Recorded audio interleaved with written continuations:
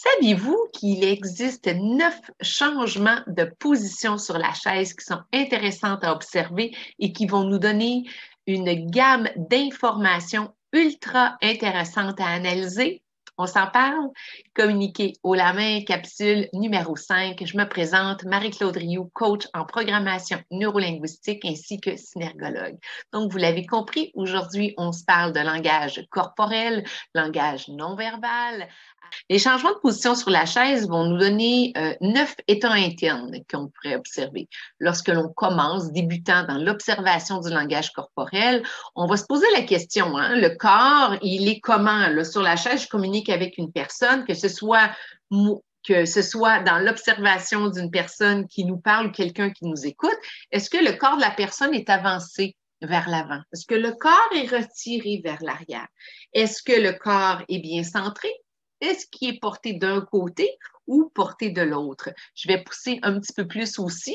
Lorsque la personne, elle me parle, est-ce qu'elle me parle en me montrant une épaule qui va être un peu plus à l'avant que l'autre, hein? Donc, celle-ci, c'est la droite. La personne va me parler avec sa main droite, l'épaule droite qui va avancer, ou à l'inverse, que ce sera l'épaule gauche qui va avancer pour pouvoir me donner de l'information parler. Est-ce que lorsqu'elle me parle, cette personne, tout d'un coup, oups, il y a une épaule qui se cache vers l'arrière ou de l'autre côté, hein, j'ai l'autre côté, l'épaule gauche qui va aller vers l'arrière, puis là, il va me donner une autre information.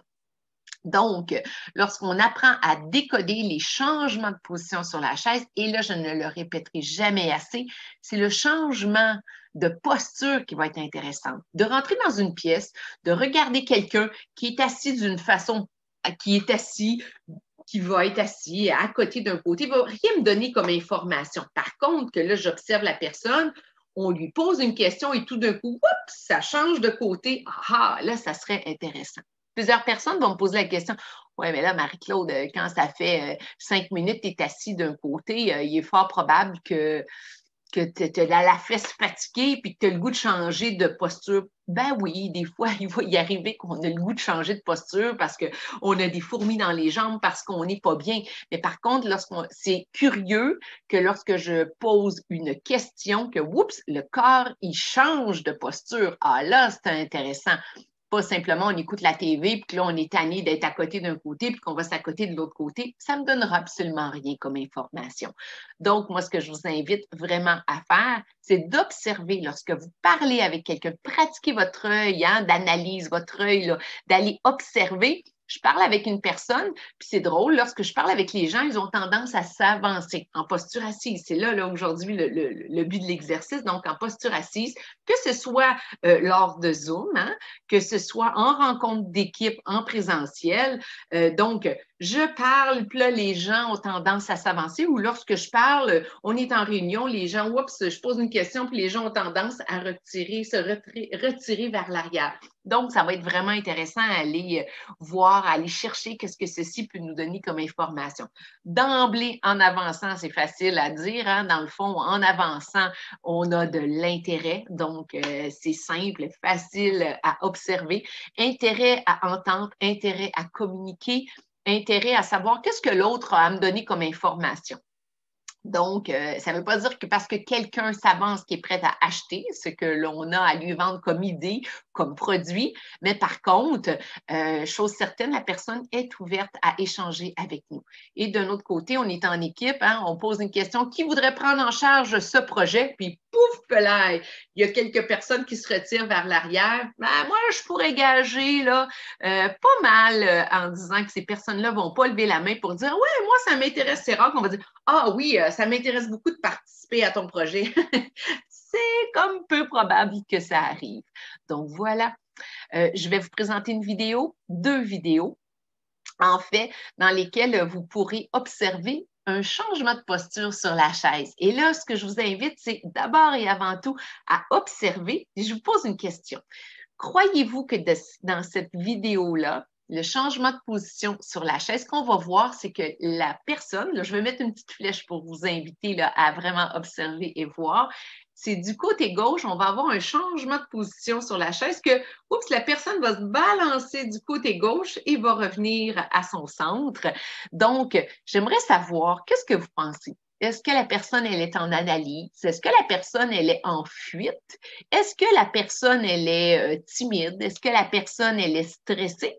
Est-ce qu'elle défend ses propos d'un argument très, très fort ou elle défend ses propos avec des arguments faibles? Alors, à vous de jouer, de regarder, puis par la suite, je vous donne la réponse à la toute fin. Dans ce livre, Passé composé, qui sont vos mémoires, un exercice auquel vous avez longtemps refusé de vous confronter.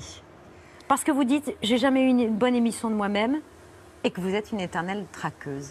Une bonne opinion, pas émission. Une bonne opinion de moi-même, pardon, Non, mais excusez-moi. vous voyez, vous aussi, vous êtes une traqueuse. Oui. Non, mais c'est vrai, je me renie complètement. J'avais toujours dit que je ne ferais pas des mémoires de journaliste parce que je trouvais que c'était un exercice vaniteux. Et Pourquoi je raconte ça et je vous fais raconter ça? Parce que quand même, c'est absolument hallucinant. Vous avez 18-19 ans, vous avez envie d'être chanteuse. Il n'y a pas encore eu Dieu m'a donné la foi à ce moment-là. Et vous vous retrouvez avec Whitney Houston au téléphone. Je suis fan. Alors, j'étais fan d'elle, j'ai appris à chanter sur ses chansons. Et elle m'appelle, elle me déchire.